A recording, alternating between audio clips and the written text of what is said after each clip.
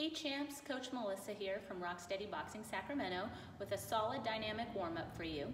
You can use this warm-up as a way of preparing for a really intense workout, or you can treat it as a workout in itself. So today we'll go over 6 exercises, 30 seconds each for 1 set. You could repeat that for 2 to 3 sets and make it a really good circuit training workout.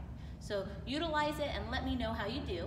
But first we're going to start with Frankenstein's. And we want to make sure we have a chair close by, a clock or a timer to kind of check our time, and also plenty of space to do this safely, okay? If you don't have a lot of space, just enough to where you can kick leg length and arm length, that should be fine. We'll be doing a lot of amplitude training, meaning big training, okay? So we're going to start with Frankenstein's, just marching, and we're going to do opposite arm, opposite leg, kick and reach for 30 seconds.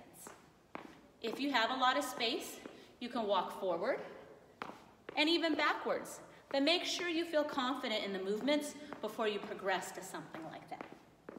Okay, we're going to do that for 10 more seconds, and then we'll move on to something called the quad stretch. So the quad stretch is kicking back with one leg, getting on the tiptoe, and reaching with that side's arm. So the standing leg is the side that your arm would reach. You get onto the tiptoes, and you're kicking that leg back toward your buttocks. The best you can, reaching up through the rib cage, taking that deep breath in, reaching up tall. March and kick. March and kick. March and kick. March and kick. So we'll do this for 10 more seconds, and then we'll move into some high knees and skips. So now, here's the high knees, up onto the tiptoes, or skipping in place. And again, if you have room to go forward and backwards, but only if you feel ready. Only when you feel you're in a safe place to try that. It's getting the heart rate up. If you're getting too winded and the time has not surpassed yet, then go back to the tiptoes. And make sure your arms are swinging, reaching up as high as you can and as back far as you can with the elbows. And then we're gonna slow it down. Marching to Hacky Sack. You're gonna open that hip, cross, kick across the body. You're either going to touch your ankle, the inside of your ankle, the inside of your calf, or the inside of your knee. You're not going to bend over to reach.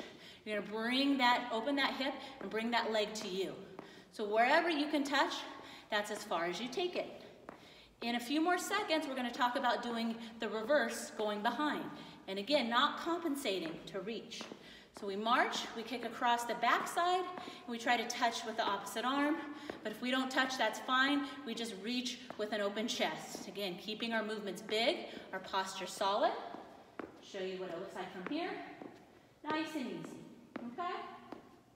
We have 15 more seconds, and then we're gonna be going a little quicker, doing some side shuffling or side stepping, and opening and closing our arms. So we'll finish up the hacky sack here, and then we're going to make sure we're clear of any chair or object. We're going to sit down into a ready position, like a quarter squat, like I'm reaching for a chair.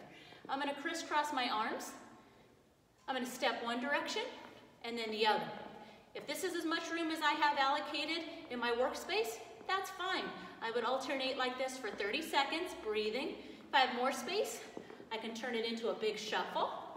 If you're not able to shuffle, just big steps, step and drag.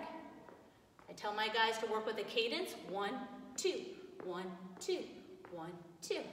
After 30 seconds, we get our breathing down. We're going to reach for our chair. We're going to work on single leg deadlifts, okay? So what I want you to do is pack those shoulders, roll them back and down, pack them down stiff, the entire movement. Tummy's tight, glutes are tight. We're going to stand on that left leg, softening the left knee, and we're going to hinge over it from the top of my head to the bottom of the leg that's in balance, off the ground. I'm going to hinge, and I'm going to let my arms just secure myself onto the chair and drive up through my heel, tightening my glutes. Hinge and come up. The whole time my shoulders are drawn back and down. I'm not shrugging. So when I touch the chair, they do not shrug. Driving up through the heel of the standing leg, squeezing my glutes, tummy's tight, good posture. And then I'm going to switch sides. So now I'm going to be on my right leg. Right knee is soft. Shoulders are back and down. Tight tummy. I'm going to get that good hinge. Coming forward and driving up. My hips stay square the entire time. No twisting. That's where I can use the chair to support me more or less, depending on how stable I am on that leg. Nice and easy. So we have 10 more seconds like this. Packing those shoulders down. My eyes follow my movement. So I'm looking forward and down as I hinge, and then back up again. Tight glutes, tight tummy. So there you have it. Practice it before a solid workout, or use it as your workout with multiple sets repeating with maybe 30 seconds break in between each set, and let me know how it goes.